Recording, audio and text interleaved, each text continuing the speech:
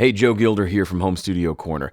I did a consulting day the other day with a gentleman who lives about 30 minutes from me, and he hired me to come out to his place. He had this sweet studio in a barn out behind his house that he converted into a studio. Super great. And really just wanted me to come sit down in his space and kind of work through some sessions with him, specifically just kind of in the mixes and the software, and kind of give him some pointers and feedback. And something that came up as we were talking, and it's been kind of on my mind and has come up in a lot of different situations lately, is this idea that, for one thing, I've been running Home Studio Corner for 10 years. And in that time, I've made lots of videos. But what ends up happening is I make a lot of assumptions. And I think a lot of us YouTubers do this, where we assume that you, as the listener, as the watcher, subscriber, that we know everything that you know. That if I have taught something in the past, that you've seen it and you've comprehended it and I've taught it well, and that now we can forever move forward and you'll know what I'm talking about. And there's just, I'm trying to develop some empathy towards the fact that there's just, no matter what you get into, when you get into a new hobby, there's just a lot of jargon and terminology and best practices and all these things, and it can be really overwhelming. And it's not just, it's in so many fields, right? Whether you're getting into doing CrossFit, or you want to start working on boats, or you're into archery, like there's just, you can just go, there's a subreddit for everything, and you can go down the rabbit trail of trying to learn and pick up everything you need to learn. And it's just a process. So I want to start with saying it is a process. And if you're frustrated along the way, you're probably doing it right. But today I want to focus on one of the things that I've been guilty of, is kind of glossing over a lot of the decision-making process that happens during a mix. So I've been known to say things like, listen, we've got drums in front of us today. Listen to the drums, and you hear that thing that's bad, let's go fix that. And then I just move on to fixing it. And I don't spend enough time trying to help guide you through that kind of critical listening process. So I tried to do it. I've been somewhat mindful of it, but I think I could always stand to do a better job of that. And I really want to kind of double down on that moving forward. And in today's video, we're going to take our time. I imagine this is going to be a longer, probably 15-minute video or so.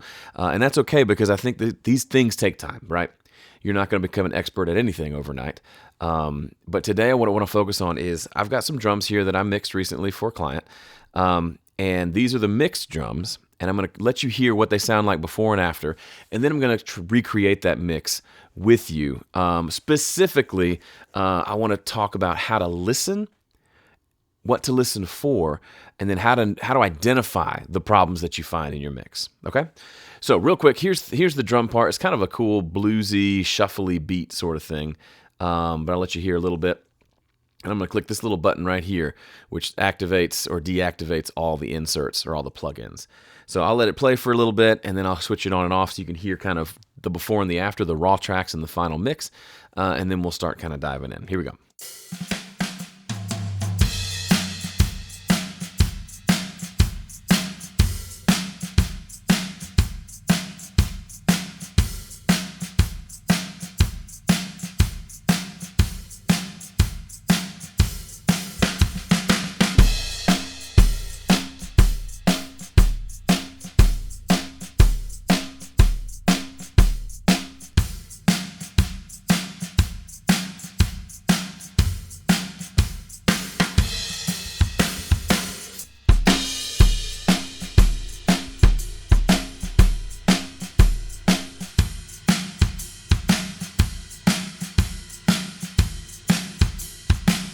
Okay, that's enough of that.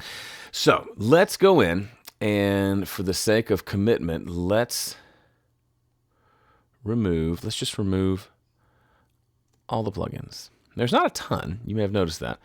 There's just not a lot here, but I'm going to remove them all and start from scratch and walk you through. We're not going to go through the whole drum mix. There's plenty of videos on that. You probably have a lot of drum mix techniques that you use already, but specifically just when we've got a good static mix where we've balanced everything, then what? What do we do from there to ensure, what are we listening for? And then how do we identify the problems? And then how do we go in and fix them? So I'm going to talk about some of that today. So here are the raw tracks. Now, one of the things I'm going to skip over is the static mix. I should probably do a video on that. But generally speaking, when I mix a song, I spend a ton of time getting the levels right. For me, that's a combination of adjusting these trims up here, which is a fairly new feature, this input gain in Studio One, which you can find under the little wrench under input controls that reveals those. So a combination of adjusting those and then obviously adjusting the faders themselves to get a decent balance. So here's where the balance is right now for the drums, raw tracks.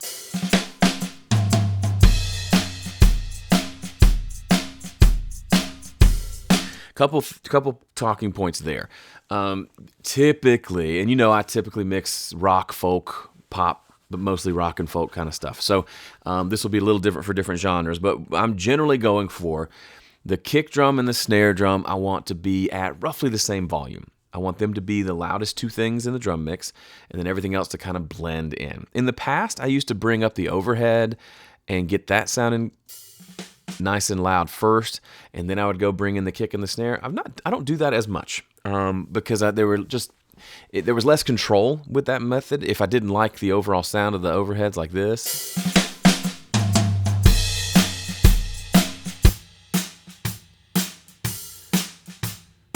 so it sounds like there's probably already some processing on those overheads to make them sound brighter and be more cymbal mics than kind of whole kit mics.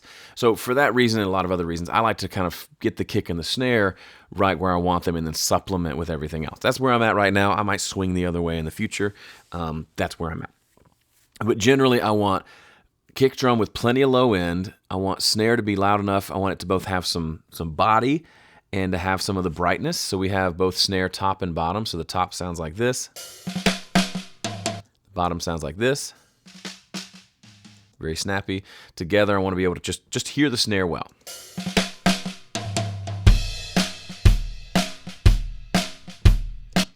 So that feels pretty good to me. Kick is a little bit louder than the snare, but we'll turn the snare up just a little bit.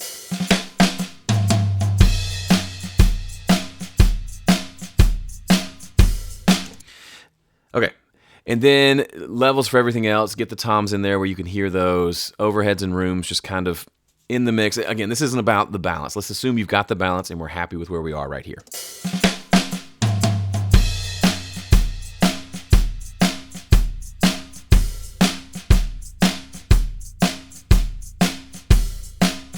Where do we go from here?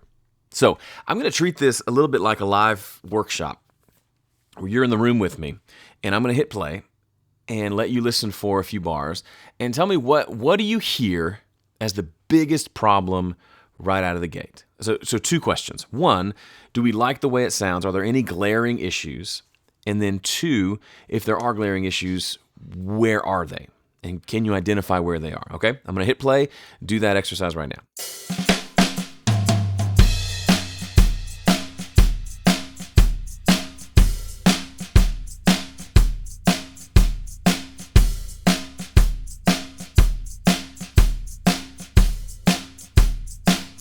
Okay, what did you hear? For me, I hear the kick drum to me feels, kind of going through the main pieces that we hear there, kick drum feels a little flubby to me. Listen to it by itself.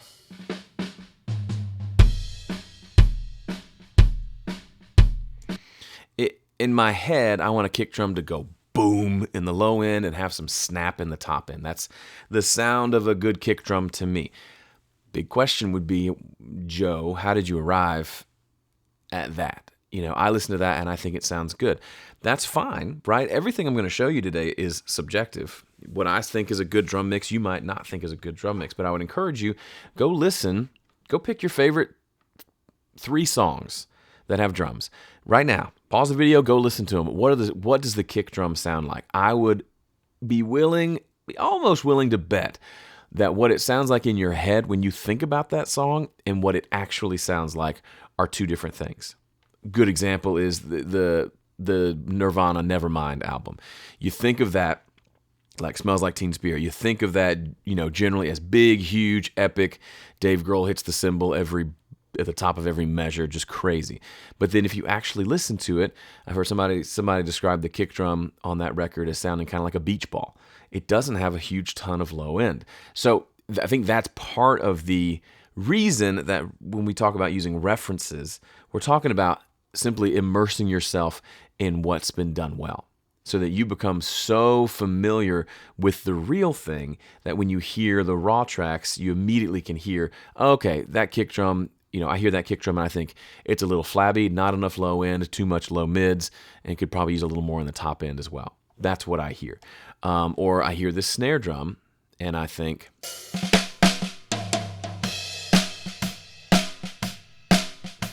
it's a little ringy, and I also could use a little more depth and could certainly use a little bit of compression.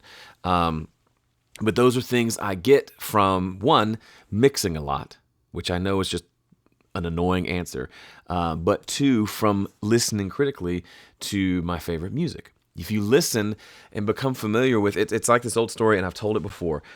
People who are trained to spot counterfeit money, they aren't trained by studying lots of counterfeit bills so they can spot them. They're trained by studying the real bill, knowing it so intimately well that they can immediately spot a fake when it comes across. We're talking about people who are just shuffling through bills really fast, and they see the fake, and bam, it stands out like a sore thumb because they've spent so much time immersing themselves in what the real thing sounds like. So if you are listening to your own music in your studio, you're working on your own mixes, but you're never also investing time in listening critically to professionally released stuff, to your favorite albums, to especially doing it in your studio through the same speakers that you're using to mix, then you're always going to be guessing.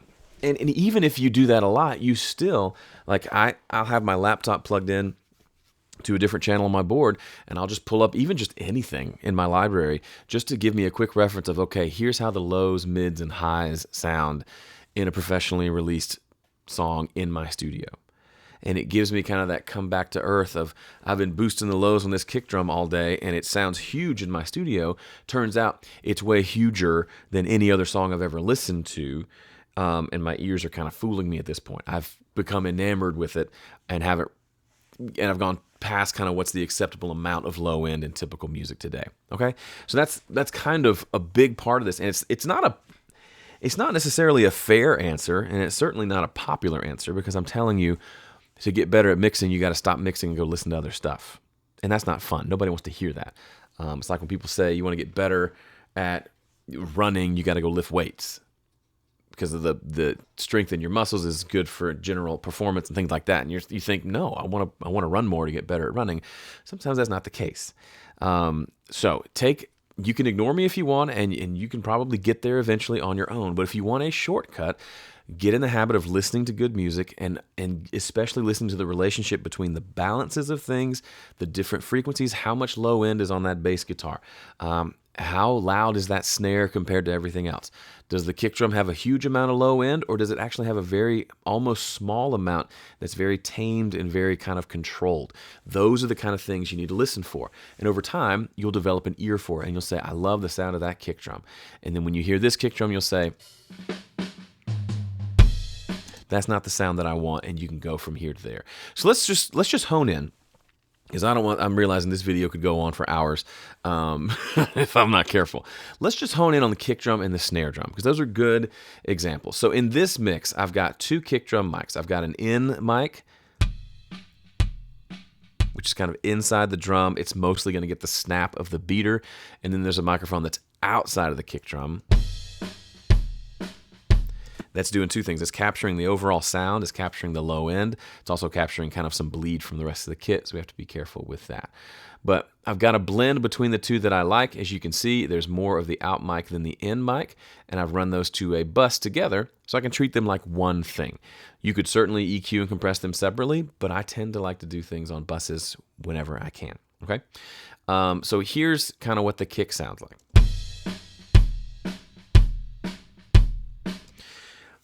Big thing I want to do first is simply just use some EQ, because I feel like there should be a nice big low end to this, but it's being covered. This is something that I find myself doing all the time with kick drum and bass guitar. I'm going to mute it and you can just watch the waveform for a second, watch the readout here. Typically, the low end, we tend to think of lows as kind of everything down here below 200, right? That's the low end. And while that's kind of true, it's kind of not true and kind of not helpful. Because the difference between 100 hertz, which is here, and 50 hertz, which is here, is astronomical. It is a huge, huge difference. If you're thinking in terms of just like physical space, it takes, I'm moving this just maybe a centimeter on my screen, right? But that's an octave frequency jump. We're going from 50 hertz to 100 hertz. We are jumping up an entire octave. That is a huge range of frequencies here. And we jump down another octave by just going to like here, okay? Whereas if we're over here on the right side, it's kind of this logarithmic thing, right? Going from 1 to 2K, it's a bigger jump. Going from 2 to 4K is a little smaller. 5K to 10K. So they're kind of marked out in somewhat in octaves, but anyway, I just got sidetracked. What I'm saying is 50 hertz and 100 hertz, completely different. Ian Shepherd, my good friend from the UK, if you don't follow him on production advice, go follow him, especially if you want to learn about mastering. The Mastering Show podcast and everything else he does is fantastic, including plugins for mastering. But I remember he did a presentation a long time ago, and he talked about the different frequencies. Not all of them, but like kind of key frequencies. And the thing that struck me the most was the fact that 50 hertz and 100 hertz are not just kind of the same. We think they are, they're not. 50 hertz is deep, like chest thumping, chest pounding bass. 100 hertz is, Ian calls it in his British accent, the hooting frequency. It's where a lot more of the hoo, if you say the word hoot and you're a male, it kind of comes out hoo, hoo. That's where 100 hertz is. In my head still, even though I'm saying this right now and I've been doing this forever, I still think of 100 hertz as big low end. It's not. It's not. Let's take a listen. I'm going to boost 100 hertz. Let's see what that sounds like.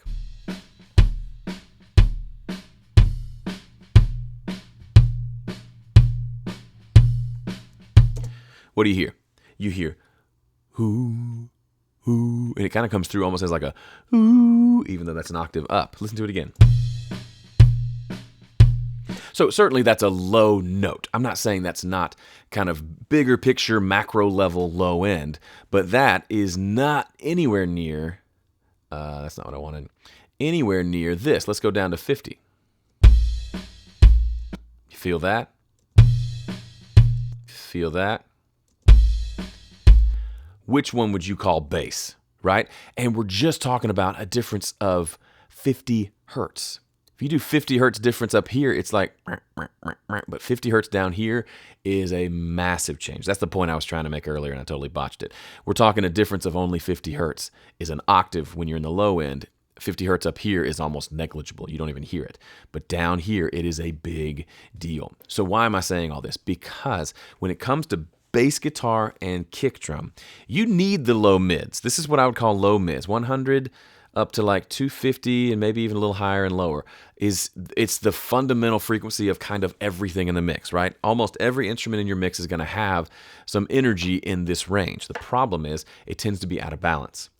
And mixing is all about balance. If I have too much 100 hertz on my kick drum, then it masks the other frequencies. What ends up happening is I hear it kind of like it looks on the screen here, and I don't get to hear all that lovely, juicy, exciting 50 hertz because this one is kind of being selfish and hogging all the attention.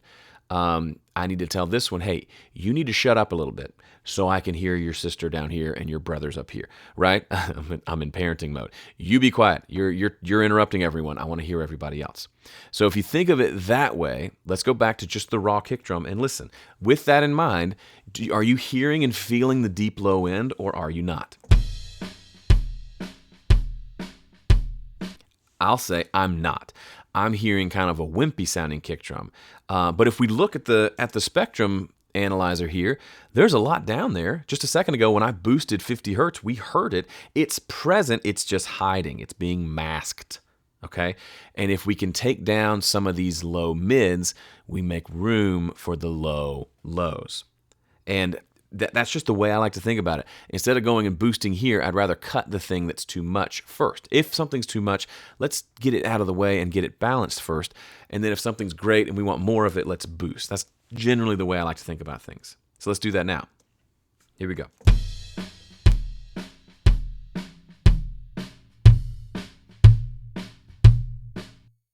We've identified where a huge chunk of the frequency is. It's about 115 hertz here. Now let's just pull that sucker down.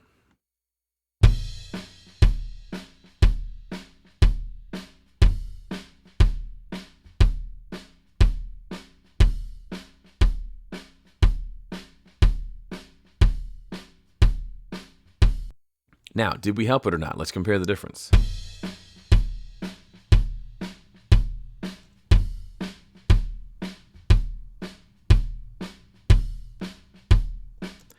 Ever so slightly, there's a little less of that mid-rangey stuff happening. Now we could come in with another frequency, and we could boost down here at the 50 hertz to get a little more of that low end to come out.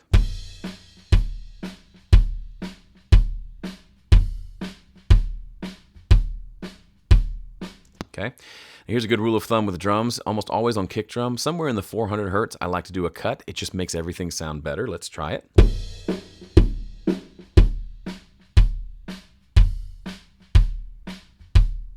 Okay, now we got some deep low end.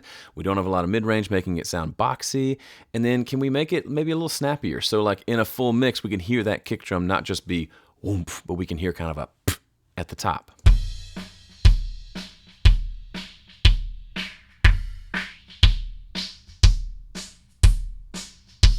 As you can see, if you're sitting there listening and saying, hey, sounds pretty good. I could use a little more snap on it because I can hear it well when it's soloed, but in the mix, I'm not hearing kind of that click at the top end, which is something if you listen to a lot of mixes that are professionally done, you'll hear a click. Well, let's just come up here where the highs are, and let's sweep all the way up and down and see, because we can get the click in several different spots. Let's just find one that sounds good. Let's do that again.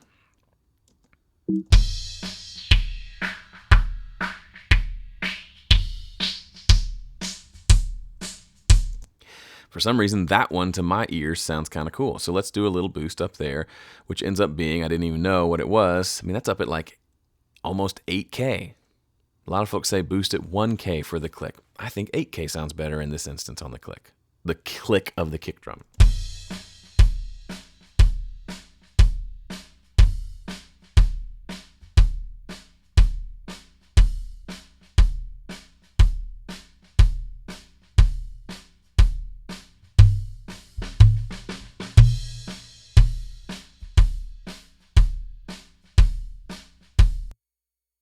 Now to my ear, by removing some of that excessive low mid, getting a little boost to the lows, taking some mids and boosting the highs, this is a pretty common thing you'll see across my kick drums on my mixes. And let's listen to the overall kind of everything combined together. The before and after is a pretty well transformed kick drum.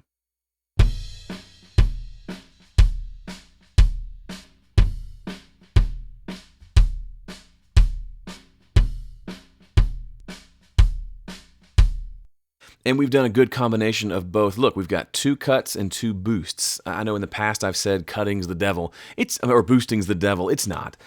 It is a valuable part of the process. Just usually my brain thinks in terms of a sculptor versus like a sculptor of like marble where you can't add more material, you just have to take away. That's just the way my brain works.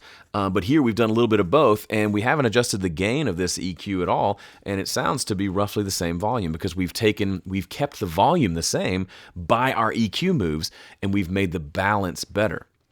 So if you were to like take this image of this EQ and flip it to where this was up here, I would say that would be the image of what it sounded like before, right? Like literally, let's do it. Take that. Whoop, oh dear. Hold on one second. Okay, I flipped it vertically. So this, what we're seeing right here on the screen, that is what the kick drum sounded like to me. When I listened, I heard there was a buildup in the low mid of the hoo, hoo, hoo. There wasn't quite enough low end coming through, and the top end felt muffled and kind of just overall mid-rangey. So by doing kind of the step-by-step, we said, what's the worst thing here? and we fixed it, we were able to get this EQ curve, which counteracted what was here and basically gave us the kick drum sound that we wanted. Is it completely flat? Is that what I'm getting at? No, it's just this is what it sounded like compared to what I wanted it to sound like. This is the EQ curve I had to use to get there. Does that make sense? Now let's do, I was going to do the same on the snare drum, but honestly, just what I showed you there on the kick drum is money. Let's do it really fast on the snare as well. Here's our snare. First thing I hear right out of the gate, listen for a ringing.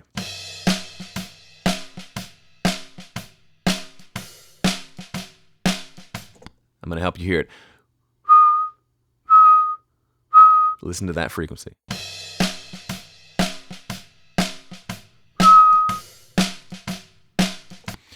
To me, there's always going to be some ringing. You don't want to get rid of all of it, but that one's coming through just when I first listened to it. So let's go find it. I'm guessing it's somewhere in the middle here. Let's find it with a boost and then cut it.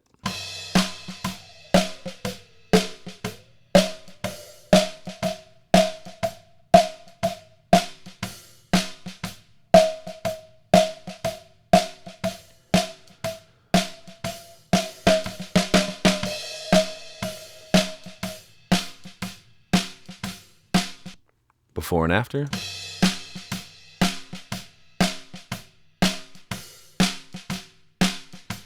Great, now I can work. Now what I hear is, I'm hearing a lot of kind of the snarey, bright stuff up here. We got plenty up there. Got a little bit of mid-range, but I'm not getting a lot of like warmth down in the bottom end. So in my ear, it sounds like this when I want it to sound a little more like that. I like a little bit of a thick snare drum.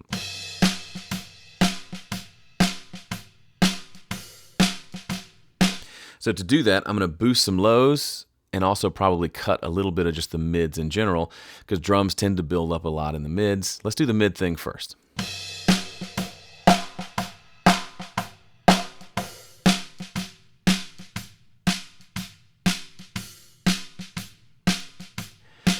Don't need as much of those middle frequencies. Now I can just hear kind of lows and highs. I could still, there's plenty of highs. It's nice and bright. I could use a little more. That's just a funny kind of a butt crack EQ curve there. That was not intentional, but now I can't stop looking at it.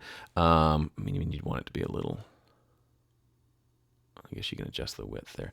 But down in the bottom, let's give it a little more warmth down here. Not sure where it's going to be, but let's just move it around and find it.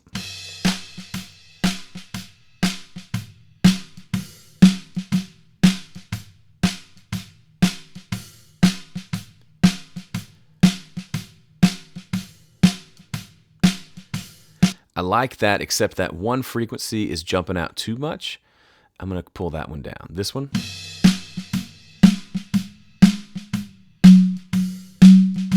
It's just, again, it's like the kid that's interrupting. It's raising its hand too much. So let's just pull that one down a little bit to get it more in line with the rest. I like the overall boost, but there was one frequency that was being boosted a little too much.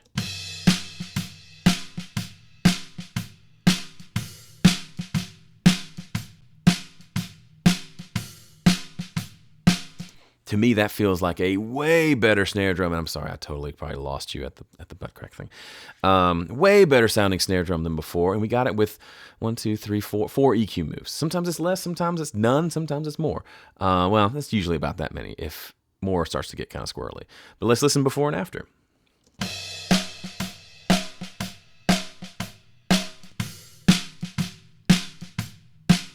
We've got, still sounds like the same snare, but now instead of kind of mid-rangey and ringy, we've got a little punchiness to it. Add that to the kick drum, and we got the foundation of a great drum mix, which is the foundation of a great mix. You get drums right, the rest of it becomes a lot easier.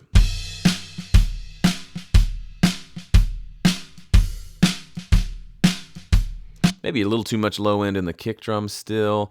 That might rattle the subwoofers more than I want to. And if that's the case, I would just use this low cut to just take out a little bit of the stuff down at like really low stuff at like 30 hertz.